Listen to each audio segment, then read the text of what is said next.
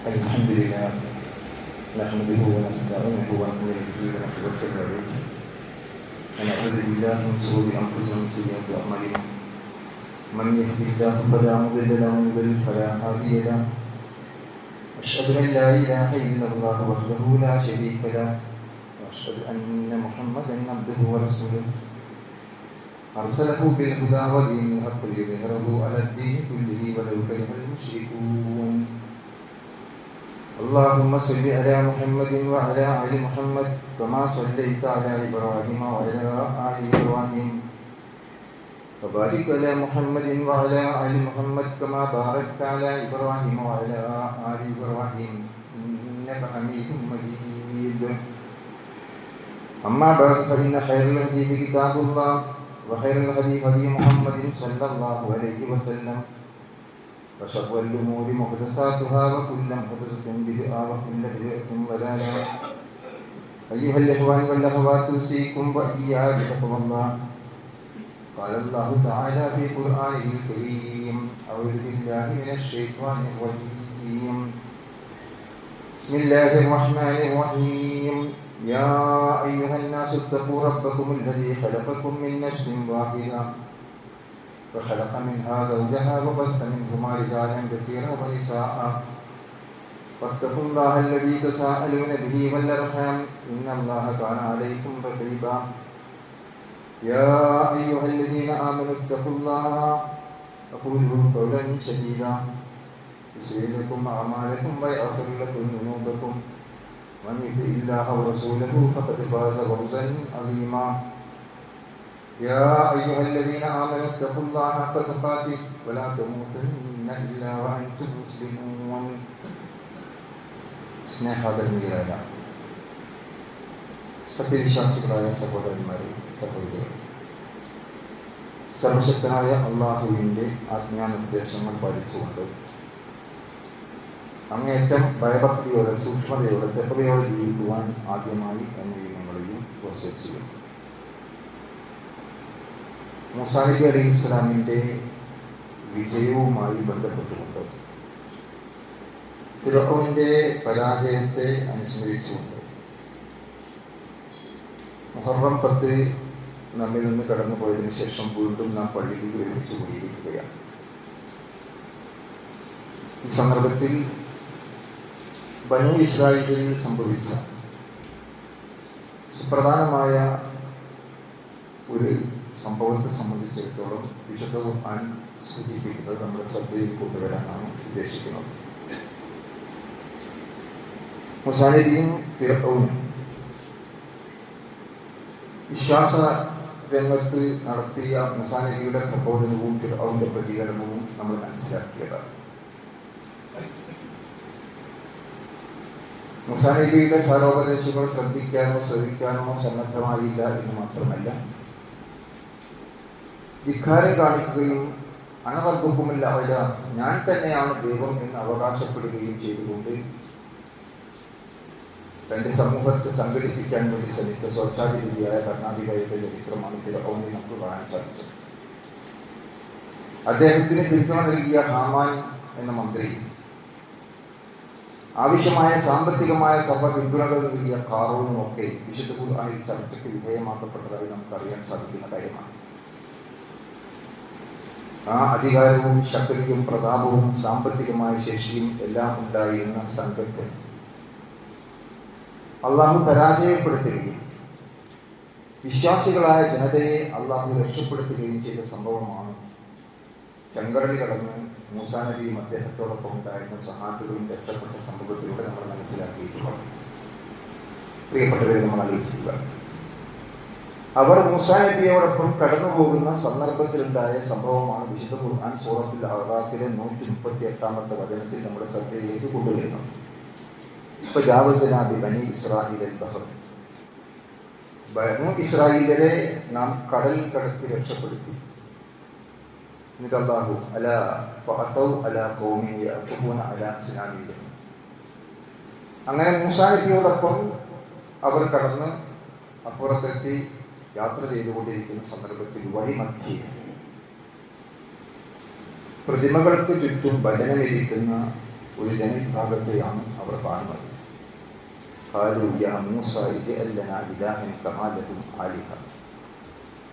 ആ സന്ദർഭത്തിൽ അവർ പറഞ്ഞു, മൂസ, അവർക്ക് ഇങ്ങനെ ഒരു ആരാധ്യനുള്ളത് പോലെ ഞങ്ങൾക്കും വേണമല്ലോ ഒരു ആരാധ്യൻ. ഇതായിരുന്നു അവരുടെ വാദം. അപ്പോൾ മൂസാ നബി അവരോട് പ്രതികരിച്ചത്, കാല ഇന്നക്കും കൗമുൻ തജ്ഹലൂൻ, നിങ്ങൾ തീർച്ചയായും വിവരമില്ലാത്ത ഒരു ജനതയാകുന്നു എന്നാണ്. എന്നിട്ട് മൂസാ നബി ചോദിക്കുന്നത് തുടർന്നുകൊണ്ട് ഖുർആൻ രേഖപ്പെടുത്തുന്നുണ്ട്, ഞാൻ നിങ്ങൾക്ക് വേണ്ടി അന്വേഷിക്കേണ്ടത് ഒരു ആരാധനയാണോ അള്ളാഹുവിനെ ഒഴിവാക്കി യഥാർത്ഥത്തിലുള്ള ആരാധ്യനായ സാക്ഷാൽ അള്ളാഹുവിനെ മാറ്റി നിർത്തിക്കൊണ്ട് മറ്റൊരു ആരാധനയാണോ ഞാൻ നിങ്ങൾക്ക് വേണ്ടി അന്വേഷിക്കേണ്ടത്? അവൻ നിങ്ങൾ ലോകത്തിൽ ശ്രേഷ്ഠരാക്കുകയും ചെയ്തിരിക്കുന്നു. തുടർന്നുകൊണ്ട് ഒരുപാട് ആയത്തുകൾ സൂറത്തുൽ അഅറാഫിൽ മൂസാ നബിയുടെ ചരിത്രവും സംഭവവുമാണ് വിശദീകരിക്കുന്നത്. ഈ ഒരു പോയിന്റിൽ മാത്രം ഊന്നി നിന്നുകൊണ്ട് നമ്മുടെ ചിന്തയെ കൊണ്ടുവരാനാണ് ഉദ്ദേശിക്കുന്നത്. പ്രിയപ്പെട്ടവർ, നമ്മൾ ആലോചിച്ചു, എന്തിനാണ് കടൽ പോലും പ്രകൃതിക്ക് വിരുദ്ധമായി മാറി നിന്നുകൊണ്ട് ഒരു സംഘം കടന്നു പോവുകയും രക്ഷപ്പെടുകയും ചെയ്തത്? ലാ ഇലാഹ ഇല്ലല്ലാഹ് എന്ന കലിമത്ത് ഉൾക്കൊണ്ടതിനായി. അതാണ് നമുക്ക് ആ ചരിത്രത്തിൽ വായിക്കാൻ സാധിക്കും. എന്തുകൊണ്ടാണ് സ്വേച്ഛാധിപതിയായ ഭരണാധികാരിയും അദ്ദേഹത്തോടൊപ്പം ഉണ്ടായിരുന്ന എല്ലാവിധ സന്നാഹങ്ങളും കടലിൽ മുക്കി നശിപ്പിക്കപ്പെട്ടത്? അത് അവർ വെച്ചു പുലർത്തിയിരുന്ന ധിക്കാരപരമായ സമീപനങ്ങളും അവരുടെ ബഹുദൈവ വിശ്വാസവുമായിരുന്നു എന്നാണ് നമുക്ക് ബോധ്യപ്പെടുന്നത്. അങ്ങനെ ആ ബഹുദൈവ വിശ്വാസികളായ ശത്രുക്കളിൽ നിന്നും പൂർണ്ണമായും സുരക്ഷിതമായി ഏകദൈവ വിശ്വാസികളായ ആളുകളെ അള്ളാഹു രക്ഷപ്പെടുത്തി കടൽ കടന്ന് അപ്പുറമെത്തി അതിലൂടെ കടന്നു പോകുന്ന സന്ദർഭത്തിൽ നമ്മൾ ആലോചിക്കണം, ഒരു പ്രവാചകന്റെ ശിക്ഷണത്തിൽ കഴിഞ്ഞുകൂടുന്ന സന്ദർഭത്തിൽ തന്നെ ആളുകൾ ബഹുദൈവാരാധനയിലേക്ക് വഴുതിപ്പോകാനുള്ള സാധ്യത, പൈശാചികമായ പ്രലോഭനങ്ങൾ എത്ര തീവ്രമാകുന്നു എന്നാണ് നമ്മൾ ഇവിടെ ആലോചിക്കേണ്ടത്. മുജാഹിദുകളായ മുവഹ്ഹിദുകളായ ഏകദൈവ വിശ്വാസികളാകുന്നു എന്ന് അവകാശപ്പെടുന്ന തൗഹീദിന്റെ രക്ഷിതാക്കളാകുന്നു എന്ന് അഭിമാനിക്കുന്ന നമ്മൾ വളരെ ഗൗരവത്തോടുകൂടി മനസ്സിലാക്കേണ്ട ഒരു കാര്യമാണ് ഞാൻ നമ്മുടെ ശ്രദ്ധയിൽ കൊണ്ടുവരുന്നത്. നമ്മൾ വിചാരിക്കും സ്വാഭാവികമായും നമ്മൾ നേരത്തെ തന്നെ തൗഹീദ് ഉൾക്കൊണ്ടവരാണ്, മുവഹ്ഹിദുകളാണ്, ഏകദൈവ വിശ്വാസത്തിൽ അടിയുറച്ച് നിൽക്കുന്നവരാണ്. ഒരുപക്ഷെ നമ്മുടെ മക്കൾ അത്തരം തറവാടുകളിൽ ജനിച്ചവരും പാരമ്പര്യമായി ഈ ആശയം ഉൾക്കൊണ്ടവരുമാകുന്നു എന്നൊക്കെ നമ്മൾ ധരിക്കാറ്.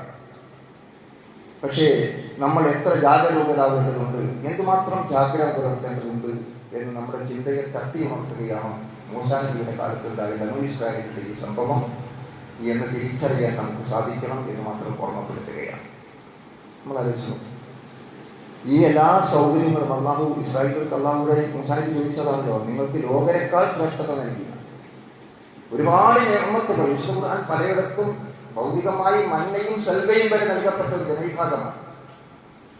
അപ്പോൾ എല്ലാ നിലക്കും ഒരുപാട് സൗകര്യങ്ങൾ അള്ളാഹു ചെയ്തു കൊടുത്ത് ഒരുപാട് നിയമത്തുകൾ ചെയ്ത് ആ നിയമത്തുകൾ അനുഭവിച്ച് ഇവിടെ ഏറ്റവും വലിയൊരു നിയമത്ത് ശത്രുക്കളിൽ നിന്ന് രക്ഷപ്പെട്ട് കടൽ കടന്ന് രക്ഷപ്പെട്ട് അപ്പുറമെത്താൻ വരെയുള്ള എല്ലാ സൗകര്യങ്ങളും അള്ളാഹു ഒരുക്കി കൊടുത്തിട്ട് അതെല്ലാം നിമിഷ നേരം കൊണ്ട് മറന്നു പോവുകയാണ്.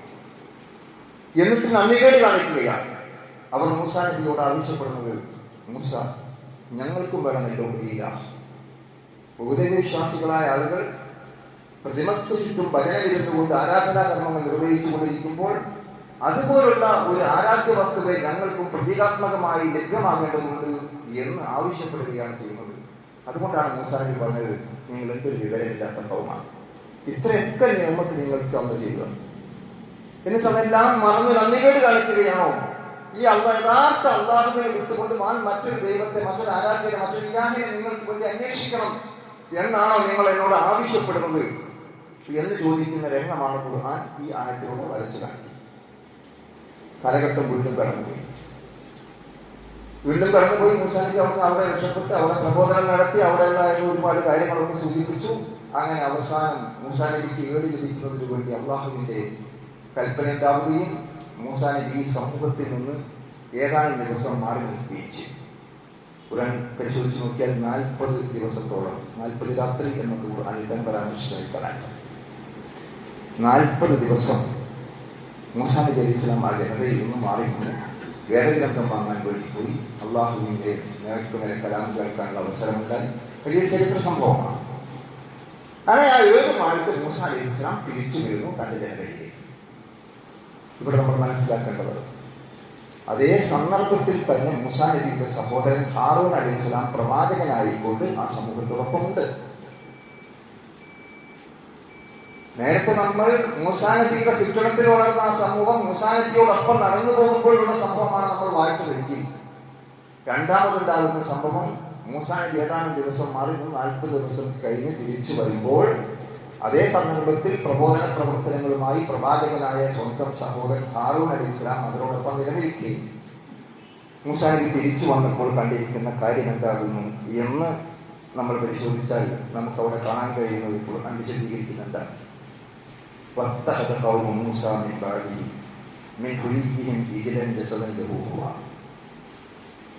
അവിടെ ഒരു മനുഷ്യൻ അവരുടെ ആഭരണങ്ങളൊക്കെ വാങ്ങി ഒരു പശുക്കുട്ടിയുടെ രൂപം ഉണ്ടാക്കി വെച്ച് ആ പശുക്കുട്ടിയുടെ രൂപം ഒരു പ്രത്യേകമായ മുക്രയുടെ ശബ്ദം പുറപ്പെടുവിച്ചുകൊണ്ട് രംഗത്ത് വന്നു. ഇത് കണ്ടപ്പോൾ അതിൻ്റെ പിന്നാലെ കൂടി അവിടെ യഥാർത്ഥത്തിൽ അതിനെ ആരാധിക്കുന്ന ഒരവസ്ഥയാണ് മൂസാ നബി അലൈഹി സ്വലാമിന് കാണാൻ സാധിക്കുന്നത്.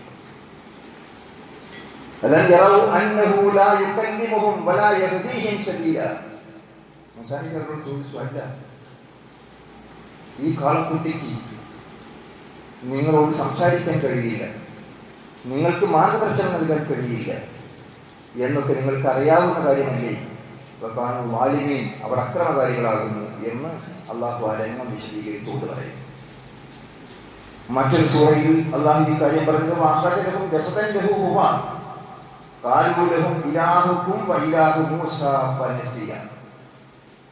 അവർ മുക്രയിടുന്ന ശബ്ദം പുറപ്പെടുവിക്കുന്ന ഒരു പശുക്കുട്ടിയെ കൊണ്ടുവന്നു.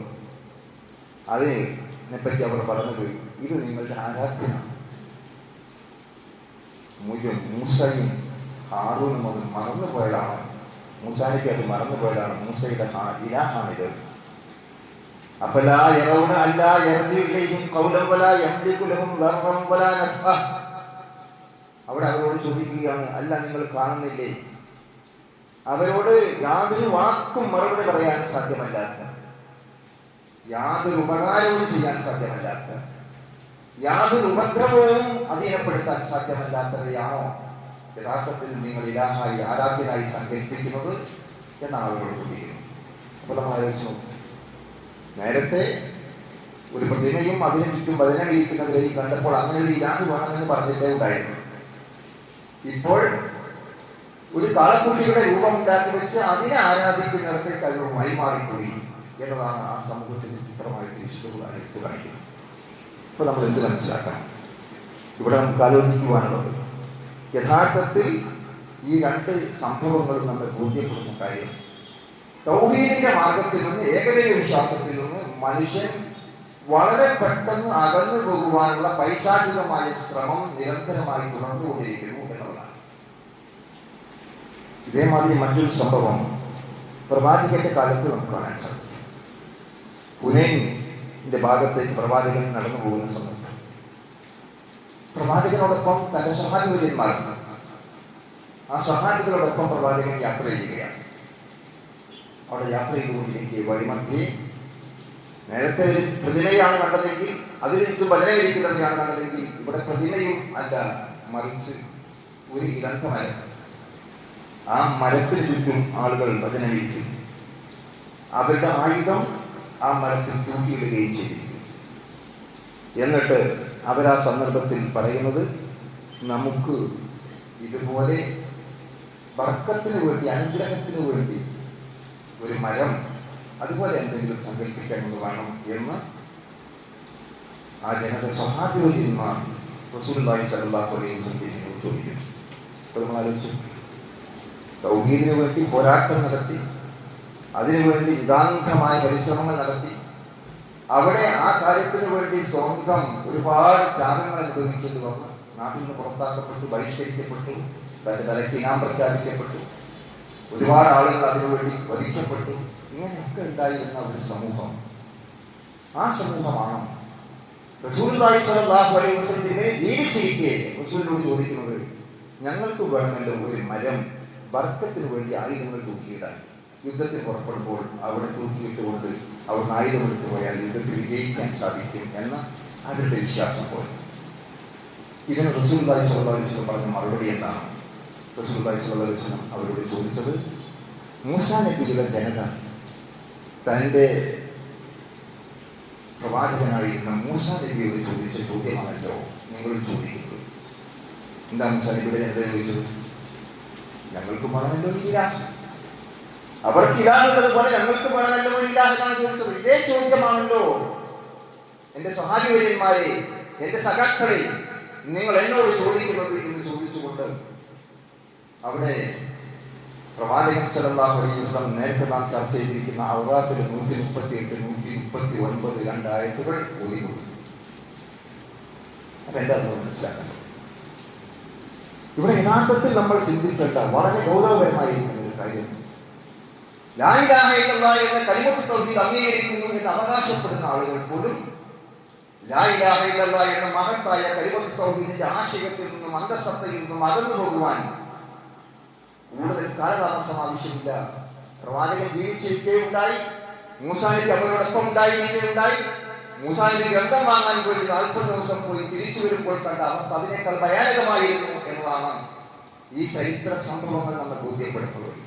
നമ്മൾ ആലോചിക്കണം, യഥാർത്ഥത്തിൽ മനുഷ്യനെ അവന്റെ സൃഷ്ടിപ്പിന്റെ അവസരത്തിൽ തന്നെ യഥാർത്ഥത്തിൽ അടിസ്ഥാനപരമായി തൗഹീദാണ് എന്നാണ് നമുക്ക് മനസ്സിലാക്കാൻ സാധിക്കും. നമ്മുടെ അടിസ്ഥാനപരമായി വിശുദ്ധ ഖുർആൻ സൂറത്തുൽ അഅറാഫിൽ തന്നെ 172-ാം വചനത്തിൽ പറയുന്നുണ്ട്, വൈദ അഖദ റബ്ബുക മിൻ ബനി ആദം മിൻ ളുഹൂരിഹിം ദുരിയതഹും വഅശ്ഹദഹും അലാ അൻഫുസിഹിം. ആദം സന്തതികളെ അവരുടെ മുതുകുകളിൽ നിന്ന് അവരുടെ സന്താനങ്ങളെ പുറത്തു കൊണ്ടുവരുന്ന സന്ദർഭത്തിൽ തന്നെ അള്ളാഹു അവരുമായിട്ട് സംവദിക്കുകയാണ്, അള്ളാഹു അവരെ ബോധ്യപ്പെടുത്തുകയാണ്, അള്ളാഹു കരാറിൽ ഏർപ്പെടുകയാണ്. അലസ്തു ബിറബ്ബിക്കും, അള്ളാഹ് മനുഷ്യരോട് ചോദിക്കുന്നു, ഞാനല്ലയോ നിങ്ങളുടെ റബ്ബ്? അവരെന്ത് മറുപടി പറയുന്നു? ഖാലൂ ബലാ ഷഹീദീന, അതേ ഞങ്ങൾ അതിനെ സാക്ഷ്യം വഹിച്ചിരിക്കുന്നു. എന്താ ഇതിനർത്ഥം? ഈ ഭൂമുഖത്ത് പിറന്നു വീഴുന്ന ഓരോ മനുഷ്യനും യഥാർത്ഥത്തിൽ അവരുടെ മുതുകുകളിൽ നിന്ന് പുറത്തു വരുന്ന ആ സന്ദർഭത്തിൽ തന്നെ അള്ളാഹു അവരുമായിട്ടുള്ളൊരു കരാർ, അല്ലെങ്കിൽ അള്ളാഹു ഞാനല്ലയോ നിങ്ങളുടെ റബ്ബ് എന്ന് ചോദിക്കുകയും അതേ എന്ന് അവർ അംഗീകരിക്കുകയും ഞങ്ങൾ അതിന് സാക്ഷ്യം വഹിച്ചിരിക്കുകയും പറയുകയും ചെയ്യുന്ന സ്വഭാവത്തിൽ മനുഷ്യ പ്രകൃതിയിൽ ഊട്ടപ്പെട്ടതാണ് യഥാർത്ഥത്തിലുള്ള ഏകദൈവ വിശ്വാസം എന്നാണ് പഠിപ്പിക്കുന്നത്. അപ്പൊ അടിസ്ഥാനപരമായി മനുഷ്യന്റെ പ്രകൃതിയുടെ തേട്ടം തന്നെ ഏകദൈവ വിശ്വാസമാണ്. പക്ഷെ എന്ത് സംഭവിക്കുന്നു? അവിടെയാണ് നമ്മൾ തിരിച്ചറിയുന്നത്, ആ ഏകദൈവ വിശ്വാസത്തിൽ നിന്ന് മനുഷ്യൻ അകന്നു പോവുകയാണ്. ആദ്യ മനുഷ്യനായ ആദം അലൈഹിസ്സലാം കടന്നു വന്നു, ഏകദൈവ വിശ്വാസവുമായിട്ടാണ് കടന്നു വന്നത്. ആ സന്ദേശങ്ങളാണ് പ്രചരിപ്പിച്ചത്. പിന്നീട് അറിയപ്പെടുന്ന രേഖപ്പെടുത്തപ്പെടുന്ന പ്രവാചകൻ നൂഹ് നബി അലൈഹി ഇസ്ലാമാണ്, നോഹ പ്രവാചകൻ. പക്ഷെ നൂഹ് നബി അലൈഹി ഇസ്ലാം പ്രബോധനം ചെയ്യാൻ വേണ്ടി കടന്നു വന്നപ്പോൾ ആ സമൂഹത്തിന്റെ അവസ്ഥ എന്താണ്? തലമുറകൾ കടന്നു പോയപ്പോൾ, കാലഘട്ടങ്ങൾ പിന്നിട്ട് പോയപ്പോൾ അവർ ബഹുദൈവ വിശ്വാസത്തിലേക്ക് വഴുതിപ്പോയി. നൂഹ് നബി അദ്ദേഹത്തിന്റെ പ്രബോധനവുമായി അള്ളാഹുവിനെ ആരാധിക്കണം എന്നാവശ്യപ്പെട്ടപ്പോൾ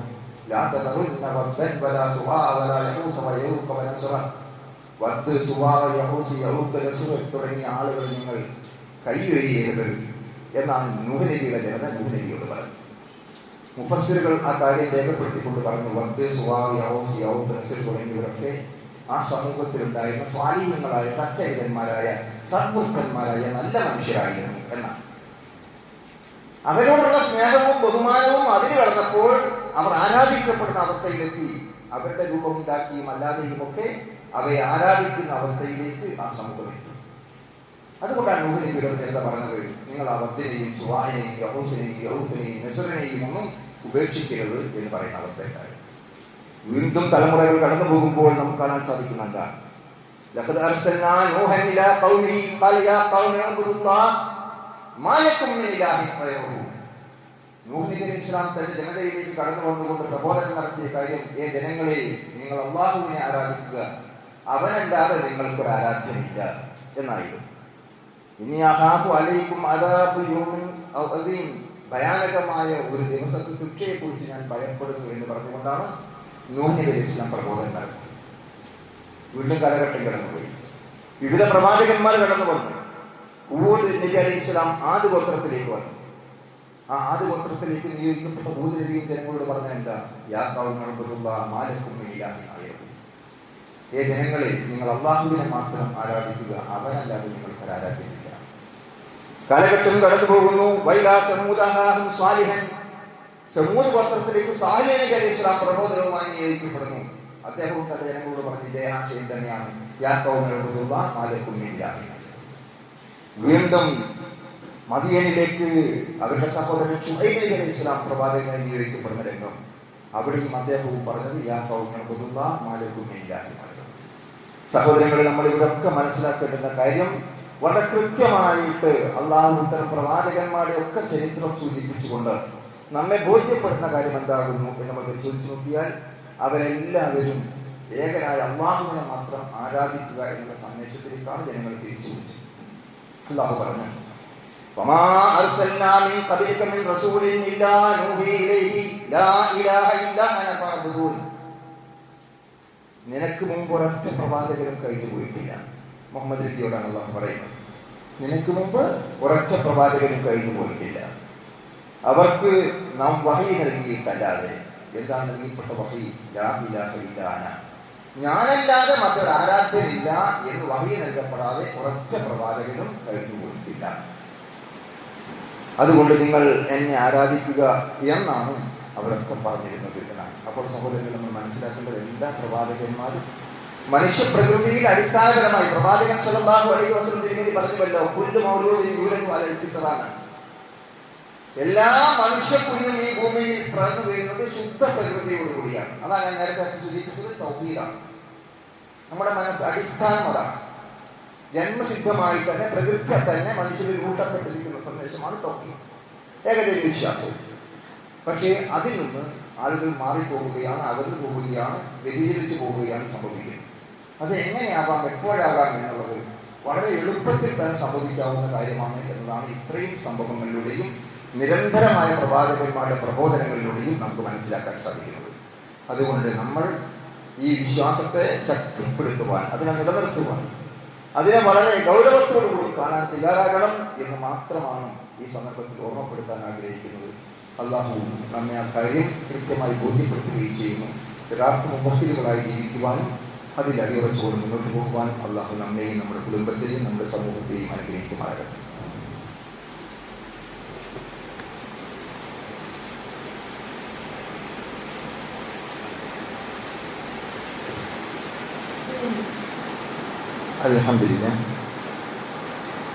അൽഹംദുലില്ലാഹി റബ്ബിൽ ആലമീൻ വസ്സലാത്തു വസ്സലാമു അലാ റസൂലില്ലാഹി വഅലാ ആലിഹി വസഹ്ബിഹി അജ്മഈൻ. അമ്മാ ബഅദ്. അയ്യുഹൽ ഇഖ്വാൻ വൽ അഖ്വാത്ത്, ഉസീകും വഇയ്യാകും ബിത്തഖ്വല്ലാഹ്. യാ അയ്യുഹല്ലദീന ആമനൂ ഇത്തഖുല്ലാഹ ഹഖ്ക തുഖാതിഹി വലാ തമൂതുന്ന ഇല്ലാ വഅൻതും മുസ്ലിമൂൻ. അഊദു ബില്ലാഹി മിനശ് ശൈത്താനിർ റജീം. ബിസ്മില്ലാഹിർ റഹ്മാനിർ റഹീം. ഫകഅയ്യിൻ മിൻ ആയത്തിൻ ഫിസ് സമാവാതി വൽ അർളി യമറുന അലൈഹാ വഹും അൻഹാ മുഅ്റിദൂൻ വമാ യുഅ്മിനു അക്സറുഹും ബില്ലാഹി ഇല്ലാ വഹും മുശ്രികൂൻ. ബഹുമാന്യരായ സഹോദരന്മാരെ, സഹോദരികളെ, സർവശക്തനായ അള്ളാഹുവിൻ്റെ വിധിവിലക്കുകൾ സൂക്ഷിച്ചുകൊണ്ട് ജീവിക്കുവാൻ ഒന്നുകൂടി എന്നെയും നിങ്ങളെയും വസിച്ചു ചെയ്യും. മൂസാ നബി അദ്ദേഹത്തോടെ ജനതയും കടൽ കടന്ന് രക്ഷപ്പെടുകയും ഫിർഔനും കൂട്ടരും മുക്കി നശിപ്പിക്കപ്പെടുകയും ചെയ്തതിനു ശേഷം ആദർശ രംഗത്ത് ബനൂ ഇസ്രായേലിലുണ്ടായ ചില വ്യതിയാനങ്ങളാണ് നമ്മൾ ചർച്ച ചെയ്തത്. അതുമായി ബന്ധപ്പെടുത്തിക്കൊണ്ട് തൗഹീദിൻ്റെ വിവിധ വശങ്ങൾ, യഥാർത്ഥത്തിൽ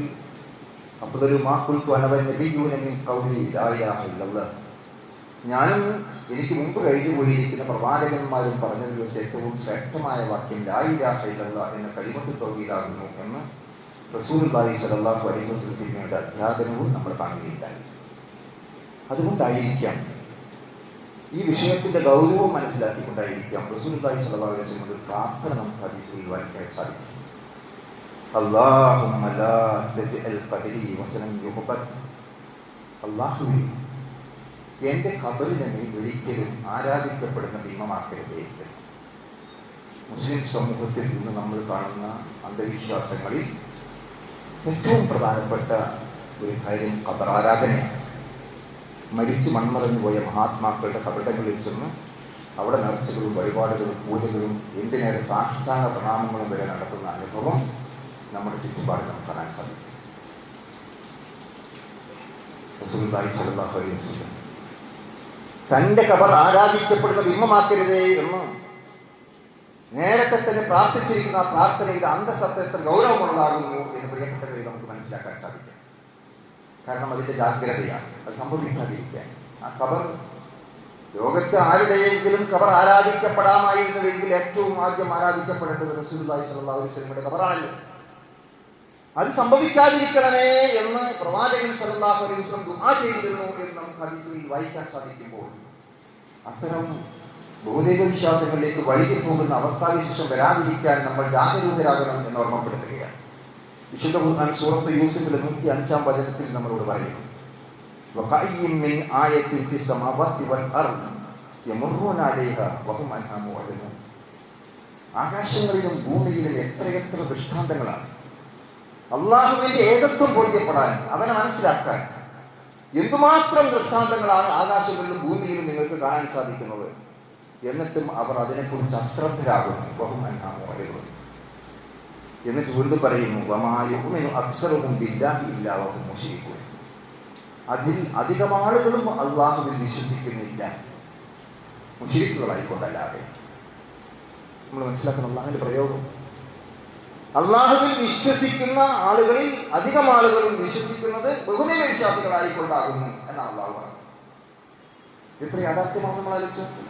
ലോകത്തുള്ള എല്ലാ മതവിഭാഗങ്ങളെയും നമ്മൾ പരിശോധിച്ച് നോക്കിയാൽ നമുക്ക് കാണാൻ സാധിക്കുന്ന എന്താണ്?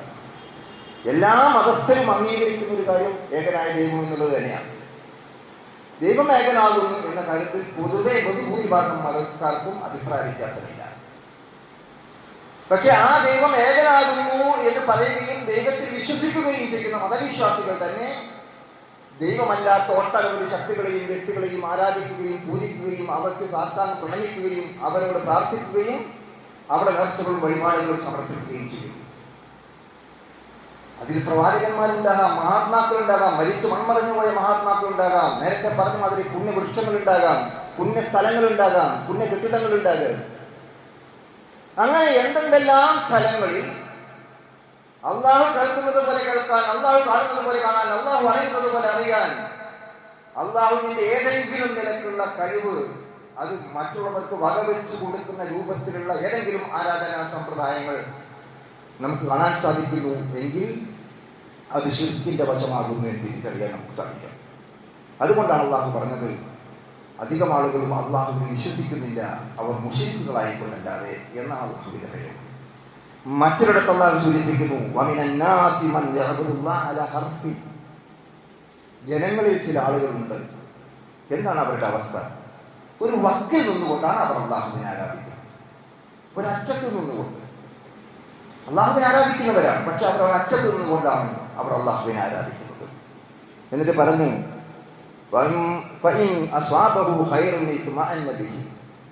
അവർക്ക് എന്തെങ്കിലും ഹൈറുണ്ടായാൽ, നന്മയുണ്ടായാൽ ഓക്കെ, ഒരു കുഴപ്പമില്ല, അത് അതിൽ സംതൃപ്തരാണ്. എന്നാൽ അവർക്ക് എന്തെങ്കിലും പരീക്ഷണങ്ങൾ ഉണ്ടായാൽ അവരവരുടെ പാട്ടിലേക്ക് മറന്നു പോവുകയാണ്. നോക്കൂ, നമ്മൾ മനുഷ്യന്റെ സ്വഭാവം പലപ്പോഴും നമ്മുടെ മനസ്സിൽ പോലും നമുക്ക് സന്തോഷകരമാണ്, നമുക്കെല്ലാം ഹൈറാണ്, നിഅമത്താണ്, എങ്കിൽ നമുക്കൊരു പ്രശ്നമില്ല, ഓക്കെ, അല്ലാഹു മതി. എന്നാൽ എന്തെങ്കിലും ഒരു പ്രയാസമുണ്ടായാൽ, ഒരു പരീക്ഷണമുണ്ടായാൽ, ഒരു വിഷമമുണ്ടായാൽ അവിടെ രക്ഷപ്പെടുത്താൻ സഹായിക്കാൻ അള്ളാഹു മാത്രം മതി എന്ന് പറയാൻ പലർക്കും സാധിക്കുന്നില്ല. അതാണല്ലോ അള്ളാഹു ചോദിച്ചത്, അലൈസല്ലാഹു ബികാഫിൻ അബ്ദ.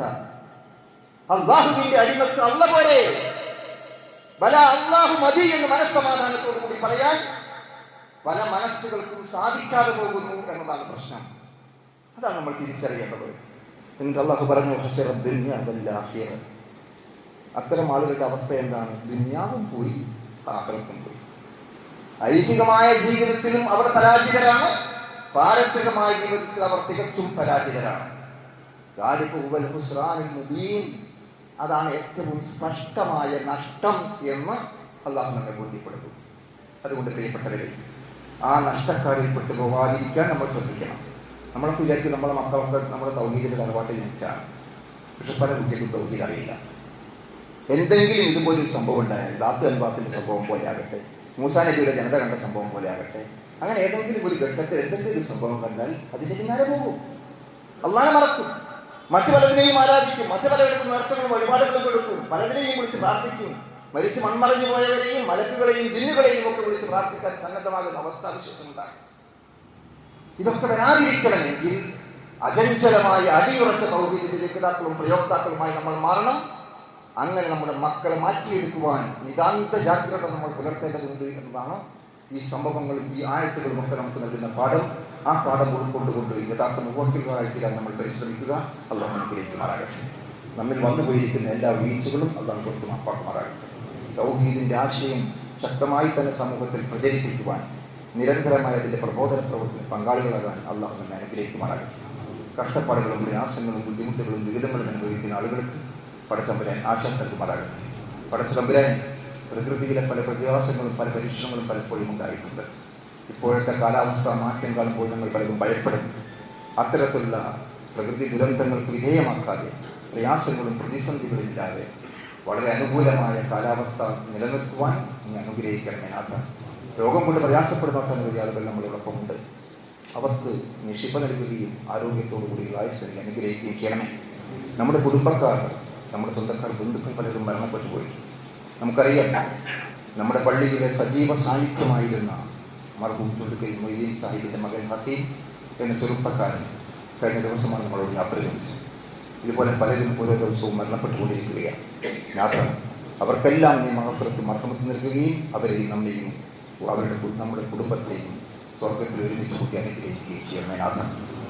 اللهم اغفر للمؤمنين والمؤمنات والمسلمين والمسلمات الاحياء منهم والاموات انك مجيب الدعوات يا قاضي الحاجات. اللهم اغفر لنا ولوالدينا رب ارحمهما كما ربيانا صغارا. اللهم اعطنا بالكتاب والسنه. اللهم اجرنا من النار. اللهم اجرنا من النار. اللهم اجرنا من النار.